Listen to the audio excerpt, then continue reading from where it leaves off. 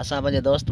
दिलियावर खे मुबारक चऊं था। दिलियावर दोस्त जी पार्टी जेको आहे साईं मुबारक हुजे तव्हांजी पार्टी खटी आहे असां दिल माशाअल्लाह मुबारक ॾियूं था। असांखे बि ख़ुशी थी असांखे बि ख़ुशी थी आहे तव्हांजी पार्टी नाके ॾुख थियो आहे को मसलो न आहे।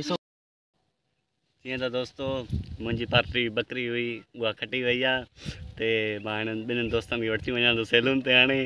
हीअ ॿई गंजा थींदा ऐं हिननि खां रहियो वठो त पहिरियों केरु गंजो थींदो हीअ थींदो या हीअ थींदो। सही आहे असांजे दोस्त आहे खटी विया त कोई इतराज़ कोन्हे असां गंज कराइण जे लाइ तयारु आहियूं मसलो न आहे। अगरि हिन खटियो आहे हे रोड तव्हां ॾिसो अगरि हीअ रोड जो कमु न थियो हीअ पथरनि वारो रोड आहे जेको कोरिया जो खिरोई जे विच जो आहे हीअ रोड आहे। अगरि हिन रोड जो कमु न करे हे खॾा ईअं रहिया त हिन खॾनि में हिन दोस्त खे न पोइ वरी असां छा कंदासीं अॻिले वीडियो में तव्हांखे मसलो इहो आहे जो यार असांजी पार्टी खटण वारी लेकिन वरी ॿीहराए धोखो थी वियो आहे हाणे धोखो थी वियो बाक़ी ईअं असां गंजा थियण लाइ तयारु मसलो न आहे। अगरि पार्टी खटी वई आहे अगरि रोड वग़ैरह कमु न कराया त पोइ बि हिनखे गंजो कंदासीं पोइ बि कॾहिं कोन्हे पार्टी कमु बाक़ी तव्हां वीडियो एंड ताईं ॾिसो महिरबानी। असां वञी रहिया आहियूं सैलून जी तरफ़ दोस्त सां गॾु आहियूं दिलियावर सां सिर लॻे असां गंजे थियण जे लाइ तयारु आहियूं। पहिरियों केरु गंजो थींदो उहो सैलून त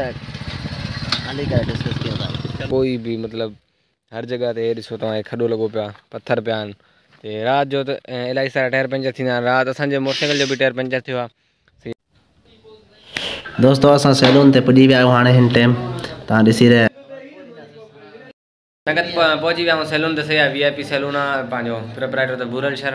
उन खां पोइ हाणे एसन काया आहे असां ॿिन्हिनि खे गंजो करण लाइ ठीकु आहे। बाक़ी हाणे मिस्त्री जेको आहे फ़िलहालु कम में लॻा पिया आहिनि जेकॾहिं फारिग थींदा पोइ हुन खां पोइ असांजो नंबर आहे। बाक़ी हाणे इंतज़ार वेठा आहियूं ॾिसूं छा थो थिए हाणे इंतज़ार जूं घड़ियूं ख़तमु थियण वारियूं आहिनि। दोस्तो हे हिकु दोस्त तयारु आहे पाकी लाइ असां इहो पाकी सां ठहींदो या मशीन बि सही आहे पाकी सही आहे पाकी बहितरीनु यार दफ़ा मज़ो अचे किलो सम्झाया खबर पे तो गंजा छड़ाया ने मेरे मां तो कौन है इनमें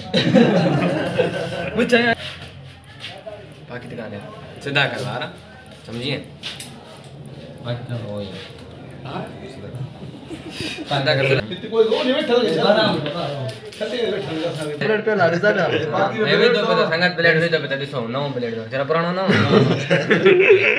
अरे यार नौ प्लेट ठीक है